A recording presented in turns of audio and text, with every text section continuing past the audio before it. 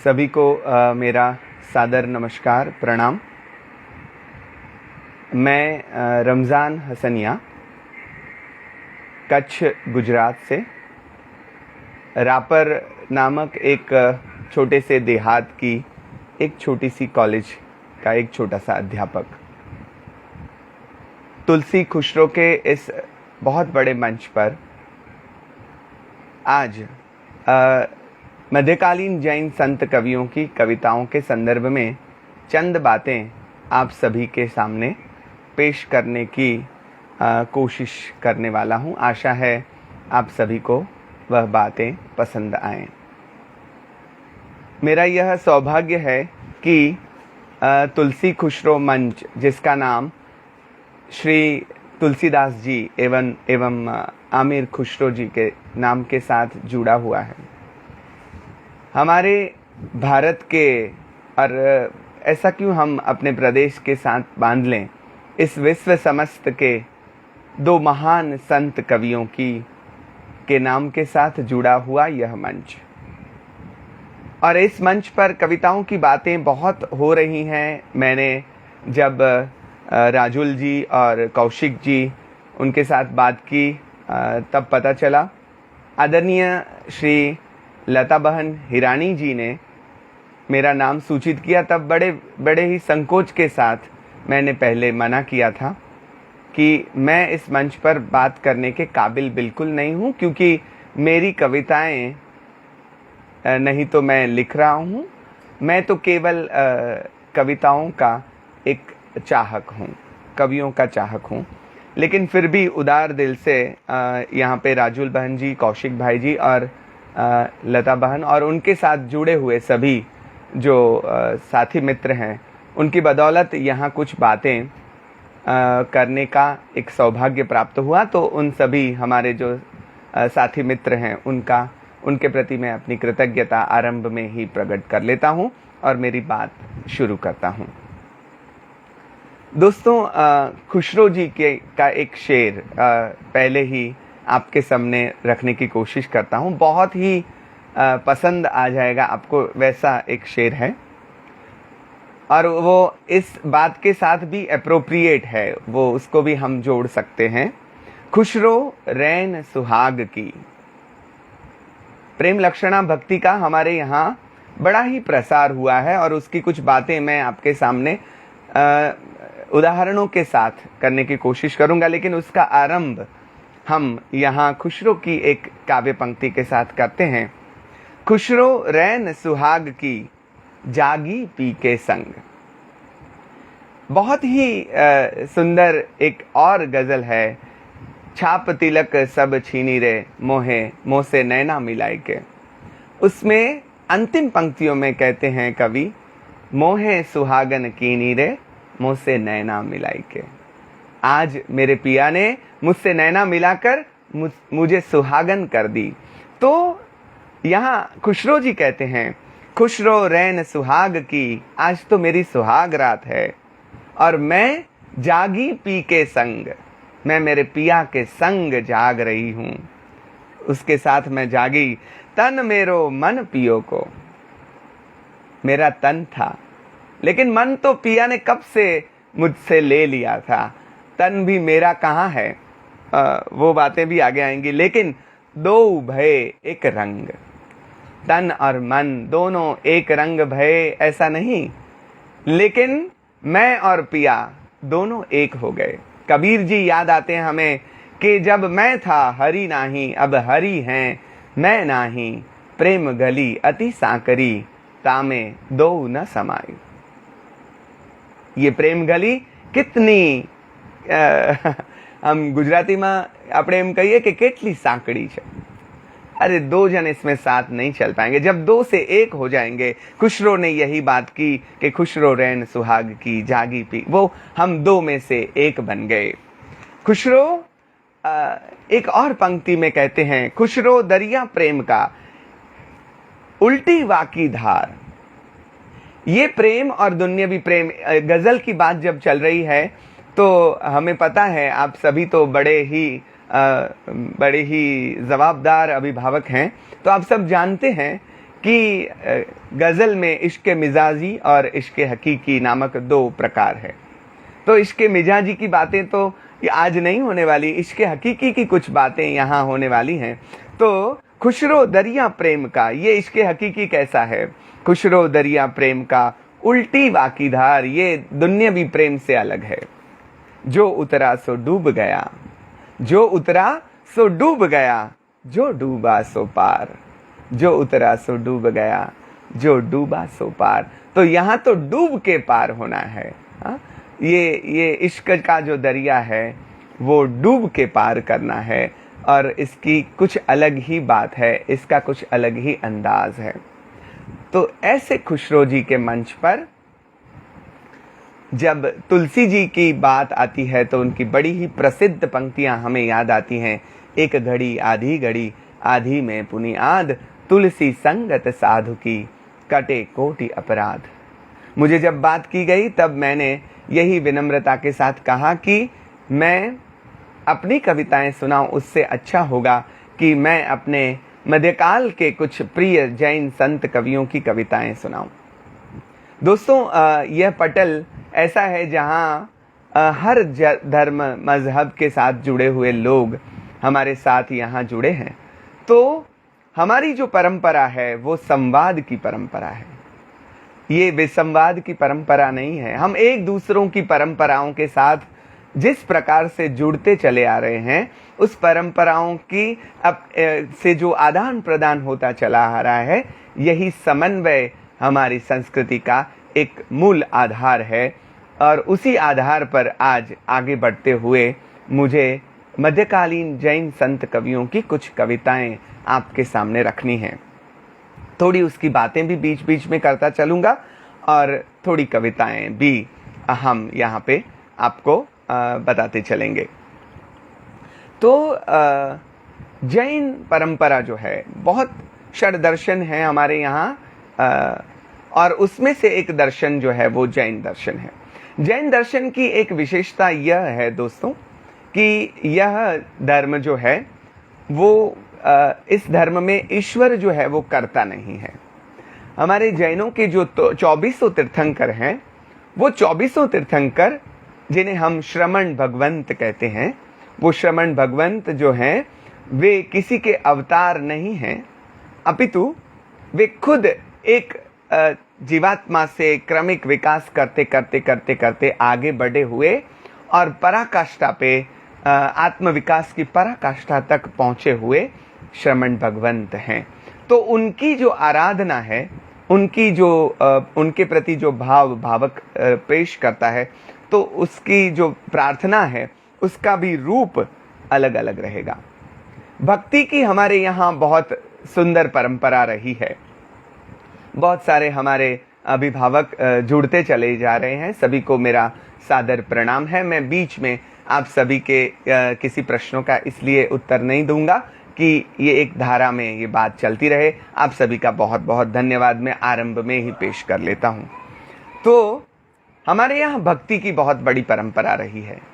भक्ति की परंपरा और भी बहुत मार्ग हैं, योग मार्ग है, और भी बहुत सारे मार्ग हैं, लेकिन भक्ति का एक जो मार्ग है वो मार्ग यहाँ पे बहुत ही सरल भी बताया गया है और इतना मज़ेदार भी है कि कुछ बातें आगे करेंगे तब आपको पता चलेगा कि जिसमें हमारे प्रिय जो भगवंत हैं उसके गुणगान करते हैं।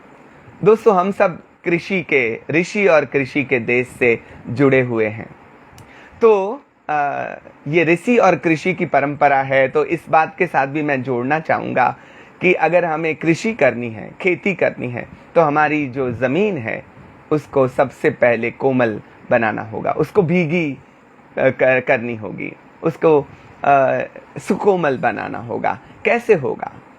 तो जो हमारे अंतर की ज़मीन है उसको भिगोने के लिए ऐसी कविताएं और ऐसे स्तवन, मध्यकाल का स्तवन, ये मध्यकाल का एक काव्य प्रकार है दोस्तों, जो कि विशेषकर जैन संप्रदाय में प्रसिद्ध हुआ है। और इसमें एक भगवान के स्तवन इंडिविजुअल तो है ही, लेकिन 24 तीर्थंकरों के स्तवनों की 24 भी लिखी गई हैं और बहुत सारे अलग अलग और भी धोड़ धवल है, विशी चौबीसी फागु, रास, हुंडी वगैरह वगैरह वगैरह जैसे कितने सारे जो हैं वो प्रकार में मध्यकाल का समय जो हमारे साथ जुड़े हुए कवि हैं या और अभिभावक हैं, उनको पता है कि वो ईस्वी सन 12वीं सदी से 18वीं सदी का जो समय है उसे गुजराती साहित्य का मध्यकाल कहा जाता है। और कवियों के रीत से हम देखना चाहें तो कलिकाल सर्वज्ञ हेमचंद्राचार्य से लेकर दयाराम तक के जो कवि हैं वो मध्यकाल के कवि रहे हैं। तो उसमें अलग अलग भिन्न भिन्न धर्म संप्रदायों की कविताएं आई हैं। इसको धर्मयुग भी कहा गया और हमारे साहित्य का सुवर्ण युग भी कहा गया। ये सुवर्ण युग है। क्यों सुवर्ण युग है? क्योंकि इस युग में अनुभूति से आई हुई कविता। दोस्तों, हम कविताएं तो बहुत कर लेते हैं, मैंने भी कुछ कोशिश की थी। तब मेरे गुरु महाराज ने, जिनका नाम परम पूज्य उपाध्याय श्री भुवन चंद्र जी महाराज है, मुझे आनंद है कि मेरे दूसरे गुरुवर्य डॉक्टर गीता बहन जैन जी भी यहाँ पे जुड़े हुए हैं, उनको सादर प्रणाम मैं करता हूँ। तो मेरे गुरु महाराज ने मुझे बड़ी ही विनम्रता से कहा कि दोस्त रमजान, पहले 1000 कविताएं पढ़ो, फिर एकाध कविता लिखने की कोशिश करना। हम ज्यादातर तुरंत लिख देते हैं, वो भी अच्छी बात है अपनी जगह पे, और उसको कविता भी समझ लेते हैं। लेकिन अगर हम और बड़े कवियों की कविताओं पर नजर डालेंगे तब मुझे तो थोड़ा संकोच होता है, शायद आपको भी हुआ होगा। इसका मतलब ये नहीं है कि कविता लिखना नहीं है, लेकिन कविता लिखने से पहले इन सभी कवियों की कविताओं में से अगर हम गुजरेंगे तो पता चलेगा कि हमें कहाँ तक पहुँचना है।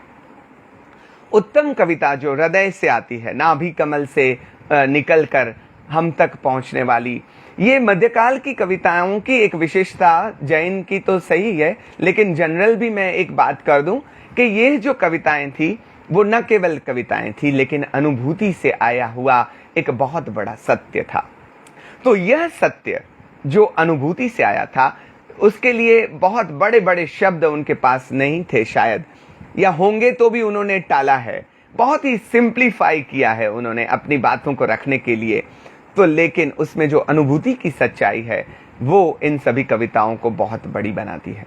मीरा जब ऐसा कहती है कि राम राखे तेम रहिए, उद्धव जी राम राखे तेम रहिए, आपने चिट्ठी ना चाकर चाहिए। हम तो राम जिस प्रकार से रख रहे हैं वैसे रहने वाले हैं, भक्त हैं, जैसा मेरा स्वामी आदेश करेगा वैसा करने वाले हम भक्त हैं। तो पहले वो रहे हैं वैसे उस प्रकार से और फिर उन्होंने गाया है। तो उनकी कविताओं का जो सत्य है वो हमें ज़्यादा प्रभावित करता है। वैसे मध्यकाल के जैन संत कवि जो हमारे साथ हुए, उसमें से कुछ नाम मैं यहाँ पे लेना चाहूँगा बड़े ही आदर के साथ। वो हैं अवधूत आनंदगंज जी महाराज, उपाध्याय यशो विजय जी महाराज, देवचंद्र जी महाराज, चिदानंद जी महाराज, उत्तम विजय जी महाराज, मोहन विजय जी महाराज, वीर विजय जी महाराज। ज्यादातर यह सब जो कवियों के नाम मैंने लिए वो ज्यादातर जैन साधु हैं जिन्होंने जैन परंपरा में दीक्षा ली है, दीक्षित हुए हैं। लेकिन मुझे एक बात और भी कहनी होगी कि ये सब भले ही किसी धर्म और संप्रदाय से जुड़े हुए हों और उस धर्म और संप्रदाय के साथ जुड़ी हुई बातें भी कर रहे हों, लेकिन उनका जो तार है, हृदय का तार, वो परम तत्व से इस प्रकार से जुड़ा हुआ है कि वहां धर्म और संप्रदाय सब के भेद दूर हो जाते हैं। इसीलिए हमारे आनंदगंज जी महाराज ने एक गीत में, एक स्तवन में बता दिया, राम कहो रहमान कहो, कौ कान कहो महादेवरी, पारसनाथ कहो कौ ब्रह्मा, सकल ब्रह्म स्वयमेवरी। अरे राम कहो या रहमान कहो या जो भी कह लो, जो भी परंपरा आपको मिली है वो कह लो, लेकिन भाजन भेद कहावत नाना, एक मृतिका रूपरी, तैसे खंड कल्पना रोपित, आप अखंड स्वरूपरी। ये तो मिट्टी के अलग अलग बर्तन जिस प्रकार से उसके नाम के हिसाब से अलग अलग नाम से जाने जाते हैं, लेकिन उसमें मिट्टी तो एक ही है।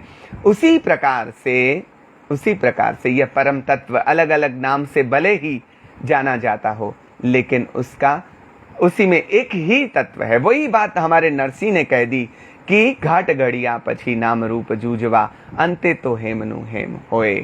और कबीर साहब भी वही बात कहते हैं कि कबीर कुआ एक है पनिहारी अनेक, बर्तन सबके न्यारे भये पानी सब में एक। देखिए सबकी बात कितनी एक ही तरह से आ रही है, सब में एक ही बात आ रही है, क्योंकि सत्य कभी अलग अलग नहीं हो सकता, अभिव्यक्ति अलग हो सकती है। कोई पानी को वाटर कह के बुलाता है, कोई उसे पानी कहता है, गुजराती में उसे पानी ऐसा कह के बुलाते हैं, लेकिन कोई नीर कोई जल कहता है, लेकिन वह पानी तो पानी ही है। इस प्रकार से जैन भक्ति कवियों ने भी अपने इष्ट की जो आराधना की है वो करते करते भले ही अपनी परंपरा के साथ जुड़े हुए शब्दों में कहें, लेकिन वो जो बात कहते हैं वो तो सनातन सत्य बात है।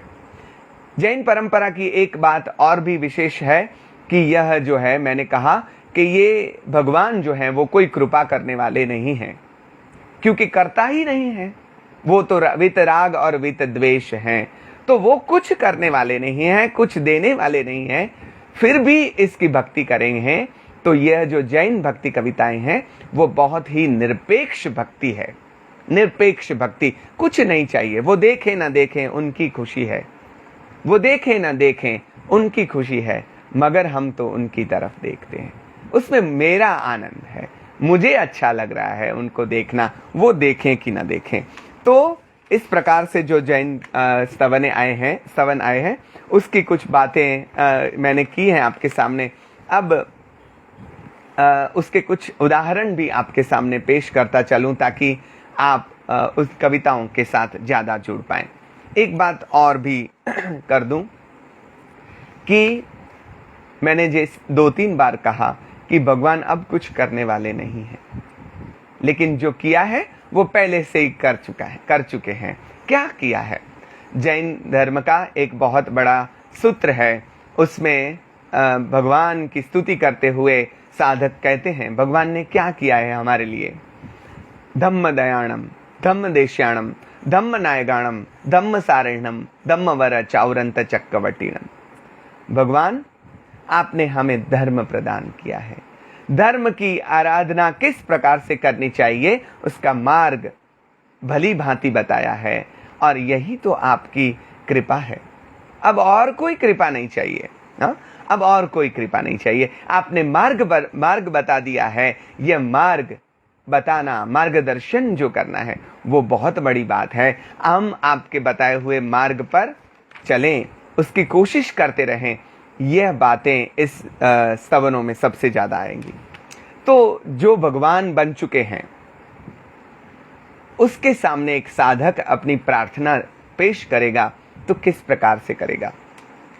गुजराती में ज़्यादा रहेंगे ये स्तवन, क्योंकि वो मध्यकाल के गुजराती कवियों के हैं। कुछ वो जो है हिंदी में भी आएंगे, ब्रज भाषा में मध्यकाल की जो प्रचलित भाषा थी उसमें भी आएंगे, मैं बात करता चलूँगा।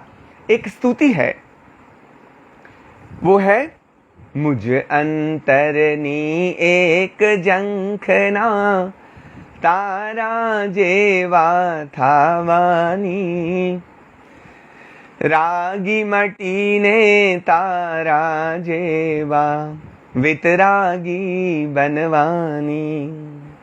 मेरे अंतर की यही एक प्रार्थना है कि मैं तेरे जैसा बनूं, तेरे जैसा बनूं। रागी तो मैं हूं, तेरे जैसा वितरागी कब बनूंगा उसका प्रयत्न मेरा चल रहा है।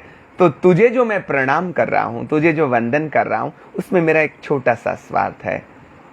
प्रभु तारा जेवू मारे थावू छे, और उसी के लिए प्रभु तारू गीत मारे गाऊं छे। Why I'm singing your song? Because I really want to be like you. प्रभु तारू गीत मारे गाऊं छे। क्यों गाना है? देखिए, हम ऐसे ही किसी के गुणगान नहीं गाते, ऐसे ही नहीं गाते। तो क्यों गाने हैं? भगवान के गुण क्यों गाने हैं? भगवान कैसे हैं? देखिए, जैन परंपरा की एक विशेषता दोस्तों यह रही है कि जैन परंपरा में व्यक्ति को महत्व नहीं दिया गया है, उसके गुण को महत्व दिया गया है। महावीर कब बने हैं? जब उन्होंने इस गुणों को, वो गुण निधि बने हैं और दोष से मुक्त हुए हैं। भगवान मुझे भी आपके जैसा होना है तो भगवान कैसे हैं? गिरुवारे गुण तुम तणा, ये मध्यकाल की भाषा है। गिरुवारे गुण तुम तणा श्री वर्धमान जिन राया रे, सुनता श्रवणे अमी जरे, सुनता श्रवणे अमी जरे, मारी निर्मल थाए काया रे, गिरुवारे गुण तुम तणा। भगवान आपके गुण ऐसे गौरववान हैं। गिरुआ गौरवान्वित खुद हैं आप, और आपके गुण इतने बड़े, इतने महान, इतने श्रेष्ठतम गुणों को आपने हासिल कर लिया है। गिरुवारे गुण तुम तणा श्री वर्धमान जिन राया। हे वर्धमान प्रभु, देखिए नाम भी कैसा है, जो नाम सार्थक किया है।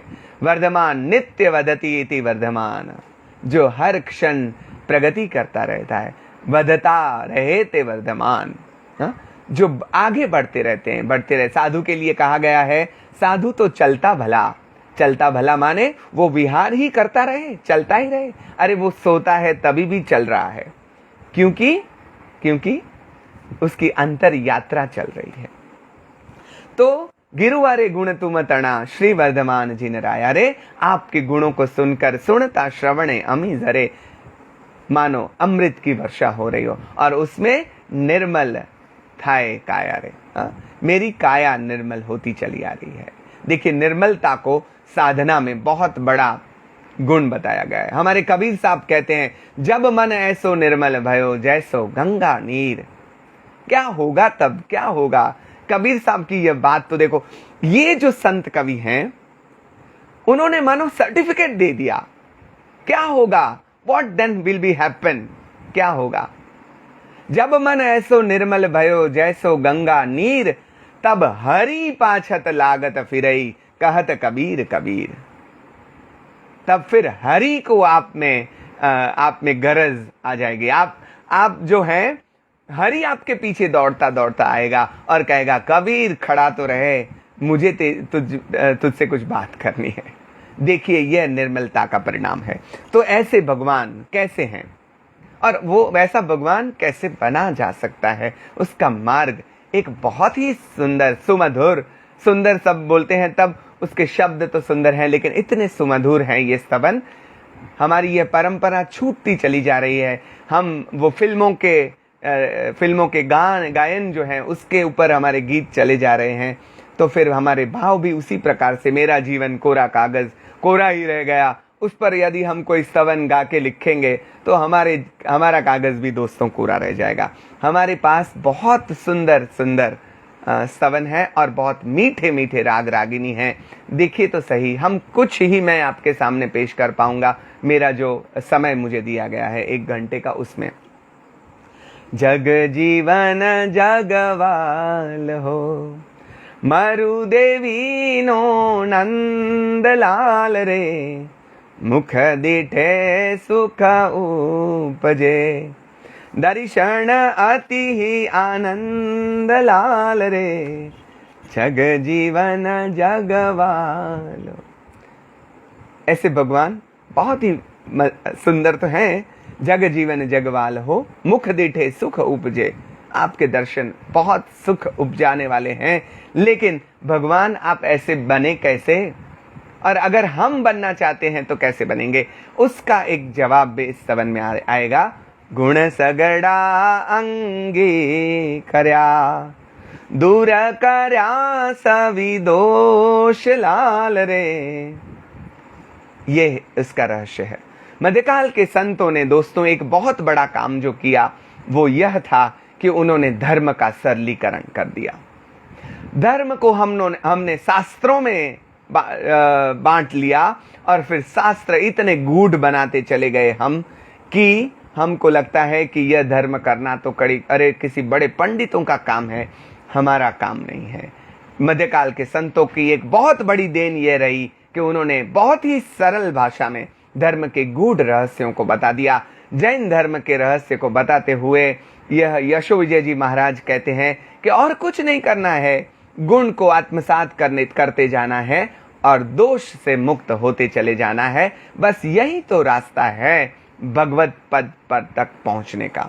If you are going on this way then you will really get this destination. आप भी इस तक पहुंच पाएंगे। तो लेकिन अब मैं अभी तक कैसा हूं, तो उसका भी एक स्तवन है। प्रभु मुझे अवगुण मत देखो, हे भगवान आप मेरे अवगुण मत देखिए, अभी तो मैं अवगुण से भरा पड़ा हूं। देखिए ये भक्त की भाषा है। खुद कैसा है, अगर गांधी जी ने 3 शब्द दिए हैं, आत्मनिरीक्षण, आत्म परीक्षण और आत्मशुद्धि। जब हम आत्मनिरीक्षण करते हैं तब पता चलता है कि हम कहाँ हैं। हाँ, और फिर आत्म परीक्षण करना होगा कि क्या दूर करने जैसा है, क्या रखने जैसा है, और फिर आत्मशुद्धि करनी होगी। आत्मशुद्धि के बिना यह यात्रा आगे नहीं बढ़ पाएगी।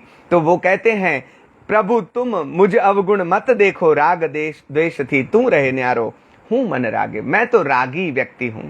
हाँ, मैं रागी व्यक्ति हूं। द्वेष रहित तू समता भीनो, द्वेष मार्ग हूं चालो। मैं राग और द्वेष से लिपटा पड़ा हूं।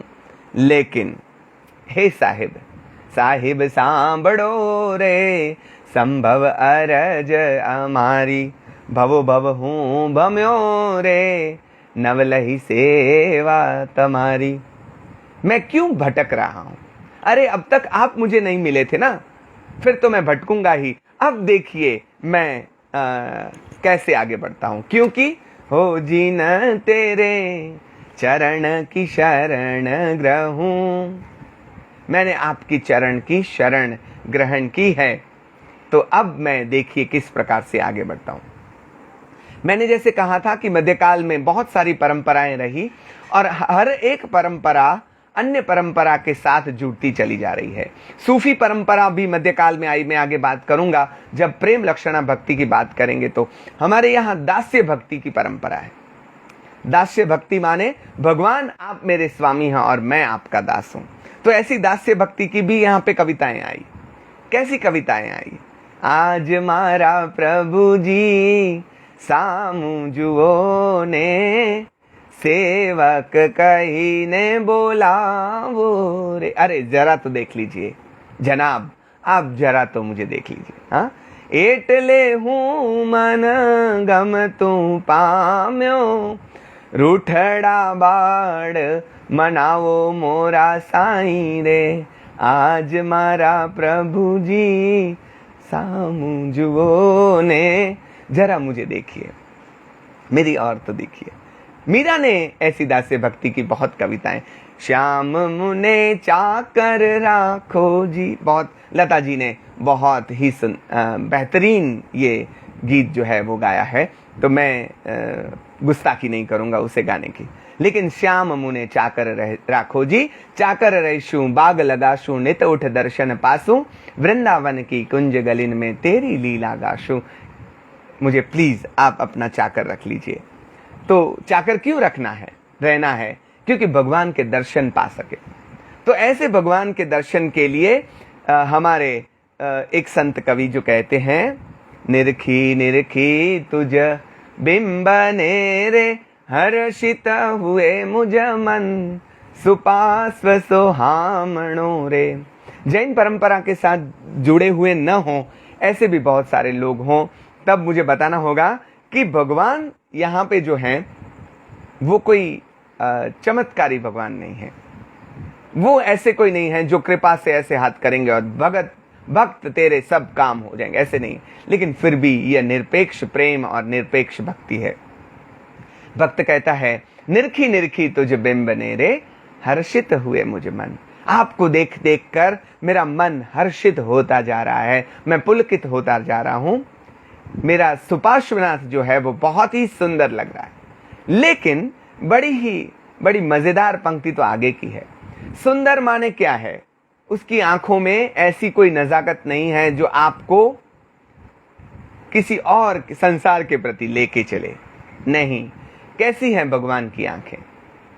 निर्विकारता नयन माने, मुखड़ू सदा प्रसन्न, सुपार्श्व सोहामणो रे।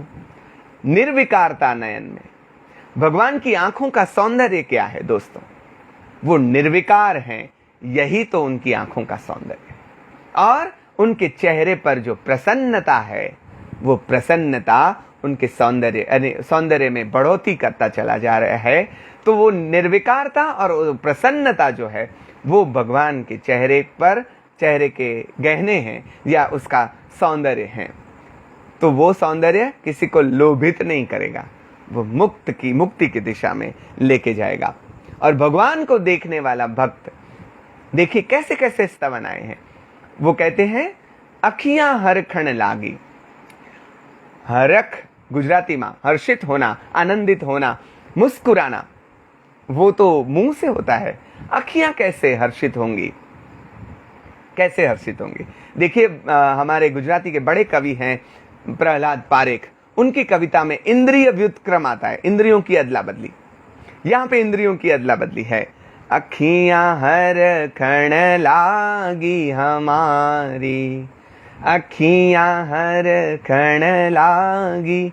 कुछ जो है वो शास्त्रीय ढाल में है, कुछ जो है वो देशी ढाल में, देश्य ढाल है। दर्शन देखत पास जिनंद को, भाग्य दशा अब जागी हमारी, अखियां हरखण लागी।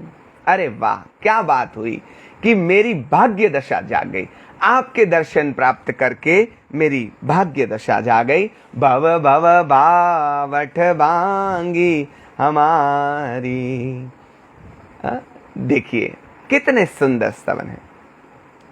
एक शांतिनाथ भगवान, 2400 तीर्थंकर में एक भगवान का नाम है शांतिनाथ। ये भगवान की स्तुति हमारे दूसरे एक कवि गाते हैं और वो कहते हैं शांति जिनेश्वर साचो साहिब, शांति करण ईण कली में हो जिन जी, तू मेरा मन में, तू मेरा दिल में। देखिए यहाँ हिंदी गुजराती मिश्रित भाषा है। ध्यान धरूं पल पल में, साहिब जी तू मेरा मन में, तू मेरा दिल में। अरे शांति जिनेश्वर साचो साहिब, शांति करण इन कली में, इन कलयुग में आप ही शांति के दाता हैं। तो हो जिन जी तू मेरा मन में, तू मेरा दिल में। अरे ये मेरा मन और दिल बहुत बड़ा हो चुका है, बहुत ही सुंदर हो चुका है, क्योंकि वहां पे तेरा वास हो चुका है। इसमें एक पंक्तियां हम जो गलत गाते हैं वो भी बता दूं। कुछ जैन अभिभावक हमारे साथ जुड़े हुए हैं, तो उनके लिए आशा जी, गीता जी और बहुत सारे और भी कुछ दोस्त हैं। वो हम गाते हैं भव मां भमता में दर्शन पायो। देखिए भव मां भमता में दर्शन पायो, और इसमें हम जो गाते हैं वो कहते क्या गाते हैं, आश पूरो एक पल में। वो बात तो यहाँ पे मैच नहीं होती है। कविता के में से गुजरते गुजरते हमें कभी प्रश्न होते कि ये तो दोनों मैच नहीं होते। मैं कल्याण कीर्ति महाराज के पास बैठा था और उन्होंने मुझे बताया कि रमजान ये तो पीछे से जोड़ दिया गया, लेकिन सही पाठ ये नहीं है, सही पाठ ये है भव मां भमता में दर्शन पायो। और क्या हुआ, ईख उगी जूं थल में हो जिन जी। कैसे दर्शन पाए? ईख, जैसे कवि हैं वो समझ जाएंगे, दृष्टांत अलंकार यहाँ पे बताया गया है कि आपका दर्शन वो कैसा है मेरे लिए कि भवमा भमता में दर्शन पाए, ईख उगी ज्यों थल में। अरे रेगिस्तान में अगर हमें इक्षु मिल जाए, गुजराती में આપણે જેને શેરડી કહીએ છીએ, वो अगर मिल जाए तो कैसा होगा, वो चमत्कार जैसे होगा। इस प्रकार से आपका मुझे मिलना बहुत बड़ी बात है। तो ऐसे भगवान जब मिलते हैं तो उसकी भक्ति में जो भक्त है वो तल्लीन होता जाता है। ऐसे तल्लीन होता जाता है कि एक स्तवन में वो गा देता है, हम मगन भये प्रभु ध्यान में, बिसर गई दुविधा तन मन की, अचिरा सुत गुणगान में, हम मगन भये प्रभु ध्यान में। हम मगन भये प्रभु ध्यान में। उसका नतीजा क्या आया, उसका परिणाम क्या आया? बिसर गई दुविधा तन मन की, अचिरा सुत गुणगान। दोस्तों, भगवान की भक्ति का यह परिणाम है। दुख चला नहीं जाता। भगवान तमने पाम्यानु आ सौथी मोटू सुख के दुख हवे लागे ना दुख। दुख तो है लेकिन लगेगा नहीं कि दुख है। हमारे एक सूफी संत की बड़ी एक कथा बड़ी ही प्रसिद्ध है, जिसमें कहा गया है कि एक संत के पैर में बड़ा ही कांटा चुभ जाता है। किसको हाथ लगाए तो भी वो उसको छूने भी नहीं देते हैं। शिष्य जो है उसके, वो कहते हैं कि अब ये कांटा कैसे निकाला जाए। एक शिष्य जो वो गुरु को भली भांति जानता है, वो कहता है कि कोई बात नहीं, वो जब नमाज में जाएंगे और जब सिजदा करेंगे तो उनके पैर का पीछे का भाग जो है वो खुला होगा और वो कांटा तब हम खींच लेंगे। वो जब नमाज पढ़ने जाते हैं और रुकू से आगे जाकर सिजदे में जाते हैं, और सिजदे में जब जाते हैं तब उनकी स्थिति, दोस्तों, जैसे हम खमाशना देते हैं तो गुरु वंदना करते वक्त या भगवान को खमाशना देते वक्त करते हैं, वही पोजीशन। देखिए कितना साम्य है सभी परंपराओं में। हमें बड़ा ही आनंद आता है ये सब देखकर भी। और उनके पैर में पीछे जो लगा हुआ कांटा है, एक जो शिष्य है वो बहुत ही ताकत लगाकर खींच लेता है और गुरु को पता ही नहीं चलता है, क्योंकि तब वो बिसर गई दुविधा तन मन की, अचिरा सुत गुणगान में। वो भगवान की भक्ति में, अल्लाह की बंदगी में ऐसे मगन हो चुके थे। लैला मजनू की कथा का भी एक प्रसंग है कि जब मजनू, आवारा मजनू भटकता हुआ चला जा रहा है और कोई नमाज पढ़ रहा है, उसके आगे से गुजरता हुआ मजनू, उसे टोकता हुआ एक आदमी बोलता है, तुझे पता नहीं चला कि तू मेरे आगे से निकल गया, मेरी नमाज तोड़ दी। मजनू ने जो जवाब दिया, कैसे इश्क वाले लोग हमारे यहाँ पैदा हुए हैं, देखिए तो सही। उन्होंने कहा, अरे मैं तो मेरी माशूका लैला के ख्यालों में था, मुझे तुम नहीं दिखे, तुम खुदा के ख्यालों में थे, तुम्हें मैं कहां से दिख गया मेरे दोस्त, तुम्हें मैं कहां से दिख गया। देखिए हमें किस बंदगी की कक्षा तक पहुंचना है, उसके लिए ऐसी कविताओं में से गुजरना बहुत जरूरी है। पहले भगवान की भक्ति वो उनके प्रति आसक्ति पैदा करती है। हाँ रे हूं तो मोयो, हम मोहित हो जाते हैं कि कितने सुंदर हैं हमारे भगवान। हाँ रे हूं। मूर्ति पूजा का जिस परंपराओं के साथ जुड़ना है उसके भी कुछ कारण है, हम उसको समझते नहीं हैं और हम उन परंपराओं का कभी कभी विरोध कर लेते हैं। उसके पीछे का जो रहस्य है उसे समझने की कोशिश दोस्तों हमें करनी होगी। हाँ रे हूं तो मोयो रे लाल, जिन मुखड़ा ने मटके, जिन मुखड़ा ने मटके, वारी जाऊं प्रभु मुखड़ा ने मटके। हाँ रे हूं तो मोयो रे लाल, जिन मुखड़ा। देखिए यहाँ पे कवि हैं बहुत सारे, तो वो समझेंगे ट जैसे एक कठोर वर्ण के पास कवि ने कैसा काम लिया है। तो जिन मुखड़ा ने मटके लटके चटके, और भगवान की भक्ति का यह काम होगा। ये भक्ति से क्या होगा, तो कि कर्म तणी कस तटके, उससे कर्म चूर चूर होते चले जाएंगे। ऐसे भगवान, मैंने जैसे कहा कि इस जैन परंपरा में भले ही वितराग की परंपरा हो, लेकिन प्यार की, प्रेम की कविताएं, प्रेम लक्षणा भक्ति की कविताएं बहुत आई दोस्तों, बहुत आई। और मुझे ये भी बताते हुए खुशी हो रही है कि प्रेम लक्षणा भक्ति के मूल सूफी परंपरा के साथ जुड़े हुए हैं। हमारे यहाँ नवधा भक्ति थी, उसमें भी प्रियतम के रूप में ईश्वर की भक्ति थी, लेकिन उसके साथ सूफी परंपरा भी जुड़ गई और यह प्रेम लक्षणा भक्ति का दौर आगे बढ़ा। तो उसमें भगवान को प्रियतम और भक्त को प्रियतमा माना गया। क्यों? तो कि यह प्रियतम और प्रियतमा का संबंध ऐसा है कि इसमें बीच में कोई पर्दा नहीं आता। पर्दा है पर्दा, हमारा गीत हमें याद है, लेकिन पर्दा नशी को पर्दा बेपर्दा न कर दूं तो अकबर मेरा नाम नहीं, वो गीत अलग है। यहाँ पे प्रियतम और प्रियतमा के बीच कोई पर्दा नहीं रहता, इसीलिए वो सबसे बड़ा संबंध कहा जाता है। तो भक्त जो है वो भगवान को कहता है स्वामी तुम्हें काई कामण कीधूं, चितड़ू अमारू चोरी लीधूं। अरे वाह स्वामी भगवान, आपने क्या कामण कर दिया, क्या जादू किया।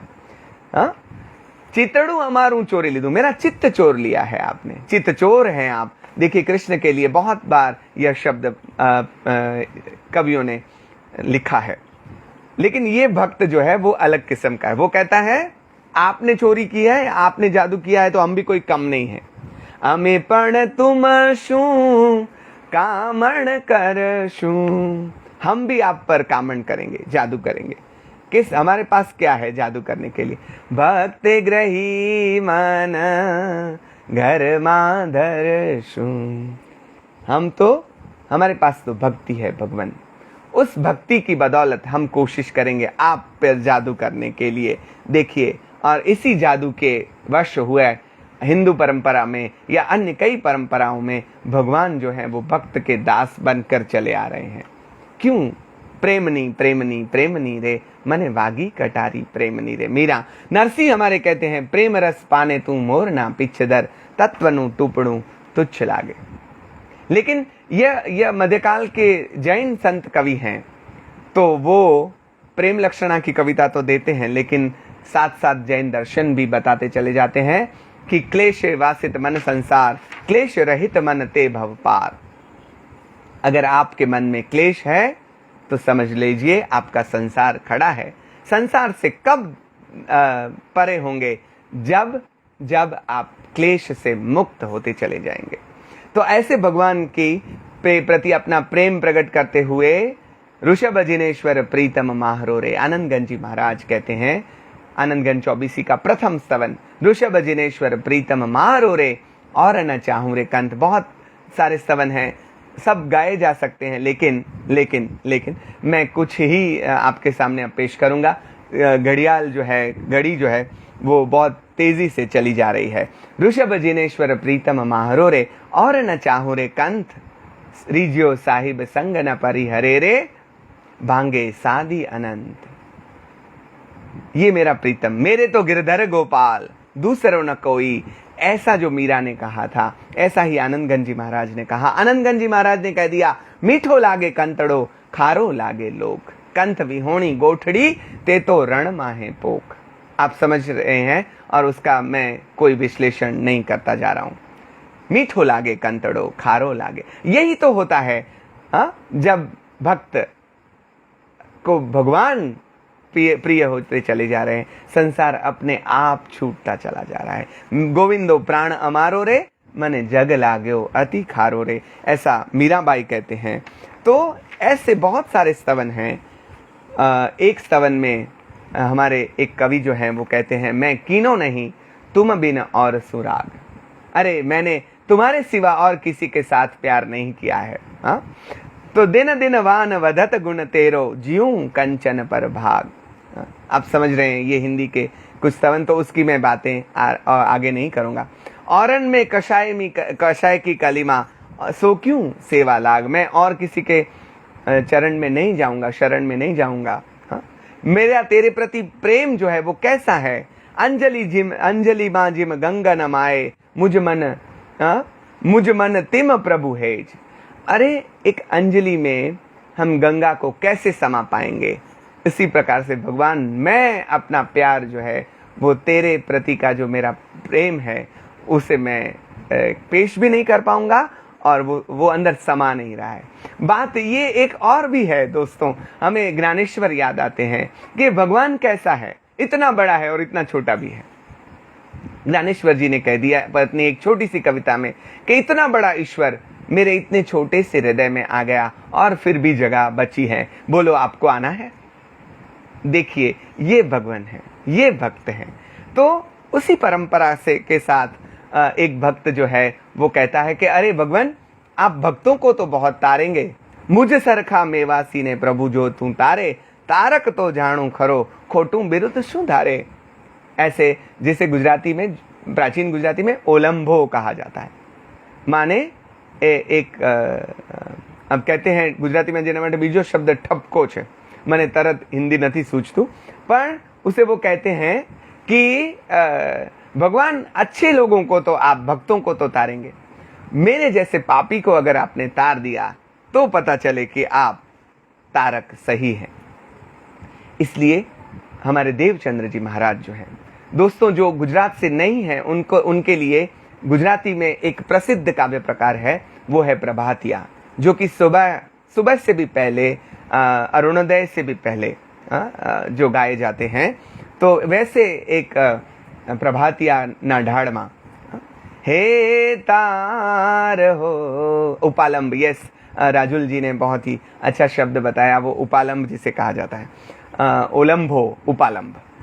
तो देवचंद्र जी महाराज कहते हैं, हे तार हो तार प्रभु, मुझ सेवक बणी, जगत मां एटलूं सुजस लीजे, दास अवगुण भर्यो, जानी पोता तणो, दया निधि दीन पर दया कीजे, हे तार हो तार प्रभु।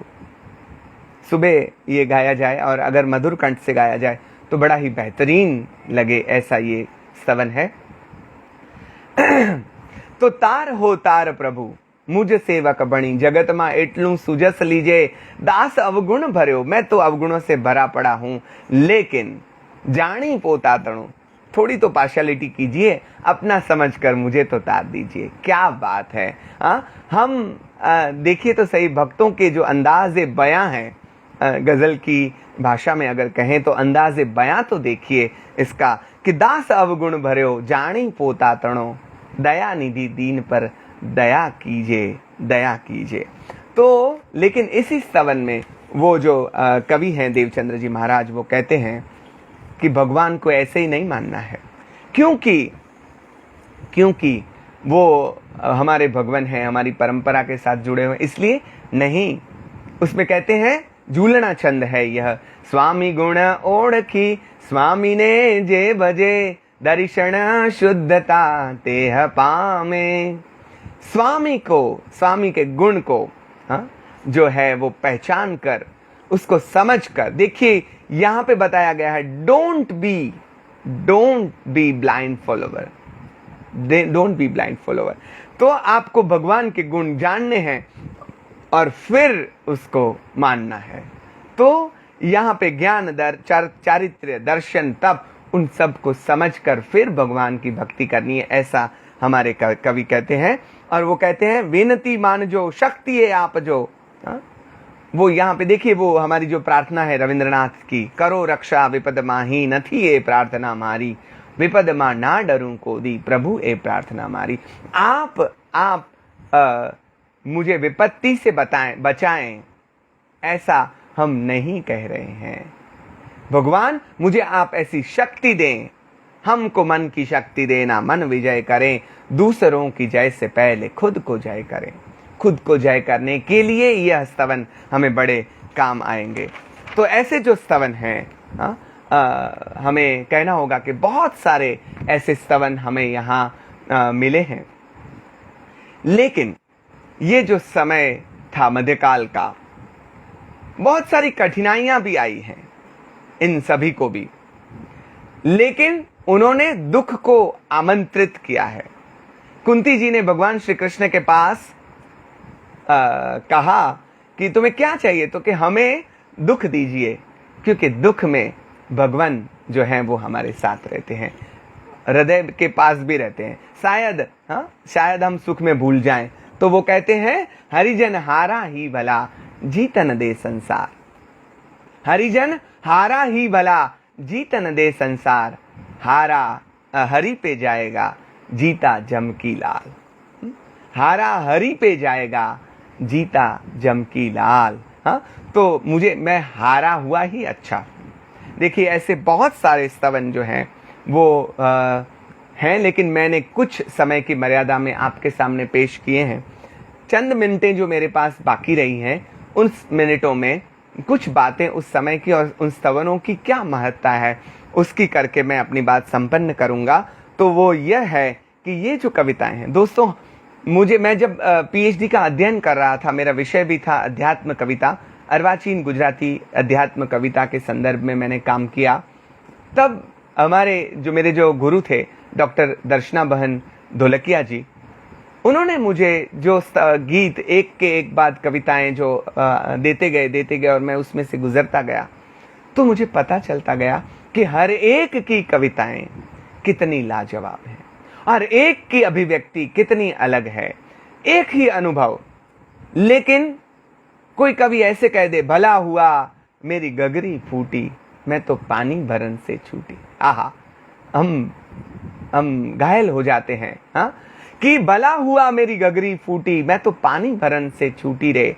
तो हमारे मीरा, हमारे नरसिंह, हमारा दयाराम, हमारे और सारे संप्रदाय के संत कवि, हमारी गंगा सती, वो जो कहती हैं, बिजड़ी ना चमकारे मोतीड़ा परोवो पानबाई, बिजड़ी ने चमकारे मोतीड़ा परोवो पानबाई, अचानक अंधारा हे जीथा शेरे।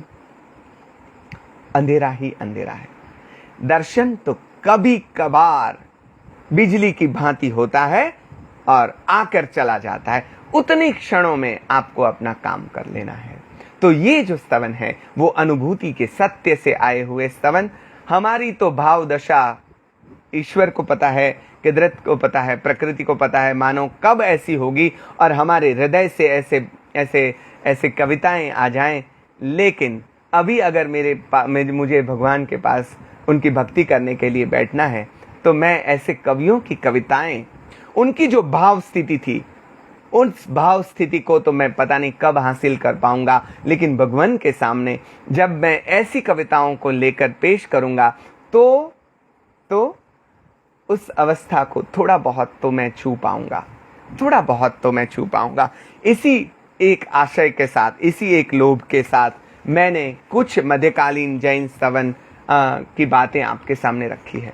दोस्तों, यह स्तवन तत्वज्ञान से रसे हुए पड़े हैं, लेकिन मैंने जैसे आगे बताया कि तत्वज्ञान है, लेकिन तत्वज्ञान इतने अलग ही प्रकार से, इतने सुंदर तरीके से, जिसे हम कविता की भाषा में कांता सम्मीत तयोपदेश युजे ऐसा कहते हैं, वो कांता सम्मीत उपदेश हमें पता ही नहीं चलता और वो तत्वज्ञान हमें आत्मसात होता चला जा रहा है। यहाँ पे भगवान के चमत्कारों की गाथाएं नहीं हैं, भगवान के चमत्कारों की बातें नहीं हैं, ऐसे भगवान ऐसे आकर मुझे बचाएंगे ऐसी कोई प्रार्थना भी नहीं है। भगवान कैसे बने हैं उसकी बातें हैं। तो इन स्तवनों में से जब मैं गुजर रहा था तब मेरी भावदशा कैसी थी, हाँ? और उसकी एक बात करके मैं अपनी बात संपन्न करना चाहूँगा। मेरे पास अभी 5 मिनट बचे हैं। तो ये जो स्तवन थे उसके बारे में जब मुझे पहली बार बात करनी थी, तब दोस्तों मैंने 6 माह तक इसका अध्ययन किया था। और उस 6 माह के अध्ययन के बाद जो कुछ स्तवन मुझे ऐसे मिले थे, मेरा सद्भाग्य ये भी रहा है कि मैं उपाध्याय भुवन चंद्र जी महाराज साहब के साथ में भी रहा हूँ, 4 महीना रहा हूँ, और वो उनके साथ देरासर जी में जाते हुए इन स्तवनों को मैंने सुना है। ये मैंने कोई किसी के राग बैठकर पक्के नहीं किए हैं, उनको सुन कर ये सब राग जो मुझे आते थे उसको आपके सामने मैंने पेश किए हैं। लेकिन 6 महीने की इस स्वाध्याय के बाद मुझे एक कविता जो प्रकट होती है वो बड़ी विनम्रता के साथ मैं आपके सामने रखूंगा कि हे जी मारा भाई रे संतो निभात्यूं मीठी लागे रे। मुझे जो आस्वाद मिला था 6 महीने तक वो संतों की बातों का था, तो वो मीठी लगने लगी। हा? जिसके संग रहते हैं तो तुलसी इस संसार में भांत भांत के लोग, ऐसा तो उन्होंने कहा है। लेकिन एक संतों ने ये भी कहा है, गुजराती में वो कहावत भी है, संग तेवो रंग। जैसा संग। तो 6 महीनों तक, 6 माह तक मैं संत कवियों की कविताओं के साथ रहा, तो मुझे वो रंग चढ़ा, वो रंग लाली मेरे लाल की जित देखूं उत लाल, लाली देखन मैं गई मैं भी हो गई लाल। तो थोड़ी बहुत मैं भी जो लाल हो गई, तो उसकी लालिमा की ये पेशकश। हे जी मारा भाई रे संतो निवात्यूं मीठी लागे रे। क्यों मीठी लग रही हैं दोस्तों? हे जी ए तो सतनी वाटूने रूड़ी रीते भाखे रे। हे जी ये तो मेरे गुरुजन गीता बहन जी इधर हैं, उनका यह प्रिय काव्य है। और मैं बता दूं कि एक बार हम उनके साथ नैनीताल थे और हम एक लेक्चर में बैठे थे, रात्रि का समय था और लाइट चली गई और गीता दीदी ने मुझे बताया कि तुम वो गाना शुरू कर दो। मैंने गाना शुरू कर दिया, सब बहुत आवाज करने लगे थे, लेकिन वो गाना शुरू होते ही सबने आवाज बंद कर दी। फिर उसके जो नियामक थे उनके सामने यह कविता रखी, तो उन्होंने कहा अरे वाह क्या बात है, मध्यकाल के संतों ने कितनी सुंदर कविताएं लिखी हैं, तो कितना भाव है इसमें। तो गीता दीदी ने हंसते हंसते कहा कि वो मध्यकाल का कवि आपके सामने बैठा है। तो ये बातें उनको देखकर मेरी स्मृति में आ रही हैं। तो उसमें मैंने कहा कि संतों की विशेषता यह है कि सत्य की जो बातें हैं, सत्य का जो मार्ग है, उसको उन्होंने भली भांति देखा है और भली भांति उन्होंने बताना भी जाना है। तो कैसे हैं वो संत? गाम रे जो या छे जेणे गैब नारे भाई रे। गाम रे जो या छे जेणे गैब नारे भाई रे। जिन्होंने गैब का गांव दे, हम दृश्य गांव तो हम सब देखते हैं, उन्होंने यह अदृश्य प्रदेश देख लिया है। हाँ, तो गाम रे जो या छे जेणे गैब नारे भाई रे। शेरियूं वटावी जेणे नूरनी हो साईं रे। किस गलियों से वो गुजरे हैं दोस्तों? वो नूर की गलियों से गुजरे हैं। ये जो संत कवि हैं वो नूर की गलियों से गुजरे हैं। और ये गुजरते गुजरते गुजरते हाली हाली पूग्या ए तो, हाली हाली पूग्या ए तो मूड़ियाना धामे रे। हे जी मारा भाई रे। चलते चलते चलते चलते वो अपने मूल तक पहुंचे हैं, आत्म तत्व के मूल तक वो पहुंचे हैं, अपना उद्धार कर दिया है और अपने साथ हमारा भी उद्धार कर दिया है। उसकी आगे की पंक्तियां ऐसी हैं कुछ के हाथ रे जाले तो इन्हें ठेठरे पुगाड़े रे। और उसकी अंतिम पंक्तियों में मैंने गुरु महाराज से अरदास करते हुए ऐसा कहा है, विनती हो चुकी है कि कृपा करो रे मारा सदगुरु साईं रे। अजवाड़ा करो मारा अंतर माही रे। कविता केवल मनोरंजन के लिए नहीं है दोस्तों, केवल वाहवाही प्राप्त करने के लिए नहीं है, वो अंतर के सत्व को प्रकट करने के लिए है। अंदर के अंधियारों को दूर करके भीतर का प्रकाश प्रकट करने के लिए है। तो एक अरदास यह है मेरी प्रकृति को कि अजवाड़ा करो मारा अंतर माही रे। अगर भीतर कोई प्रकाश हो सके इस यात्रा में आगे बढ़ते बढ़ते, तो यह काव्य सर्जन सार्थक है, तो यह जीवन सार्थक है। आटली अरजियों साहिब काने अवधारो रे। मैं गा नहीं पाऊंगा शायद इस पंक्ति को। आटली अरजियों साहिब काने अवधारो। इतना तो सुन लीजिए, इतना तो सुन लीजिए, इतना तो। आपको बहुत सुनाया हमने, 1 घंटे तक आप सुनते रहे। आप जैसे बुजुर्ग ज्ञानी वरिष्ठ जो हैं यहाँ पे, लता दीदी जुड़े हुए हैं, आशा बहन पहले क्षण से जुड़े हुए हैं, मेरे गुरुजी गीता बहन जी हैं, टीना बहन जी हैं, शैलेश भाई हैं और बहुत सारे लोग जिनको मैं जानता हूं वैसे हैं, नहीं जानता वैसे भी बहुत सारे लोग हैं। आप सभी को मेरा सादर प्रणाम कर, कौशल जी, राजुल जी, कौशिक जी, सभी को प्रणाम कर तुलसी और खुशरो के इस मंच पर मुझे लगा कि हमारे ये जो दो संत कवि हैं और उनकी कविताओं के नाम के साथ, उन दोनों के नाम के साथ जो मंच जुड़ा हुआ है, मुझे लगता है कि ऐसे तो बहुत सारे मध्यकालीन संत कवि हैं। हमें बारी बारी से हमारे मध्यकालीन संत कवियों की कविताओं का थोड़ा सा रसास्वादन भी लेना चाहिए, तो हमें पता चले कि कैसी अनुभूति जन्य कविताएं इन सभी ने की है। आप सभी का बहुत प्यार मिला।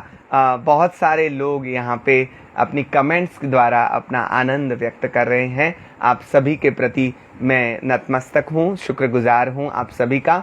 और इस मंच के साथ जोड़ने के लिए लता दीदी एवं कौशल जी और राजुल जी वगैरह सभी जो हैं, कौशिक जी वगैरह, सभी का मैं हार्दिक धन्यवाद प्रकट करता हूं और मैं अपनी बात को यहां पे विराम देता हूं।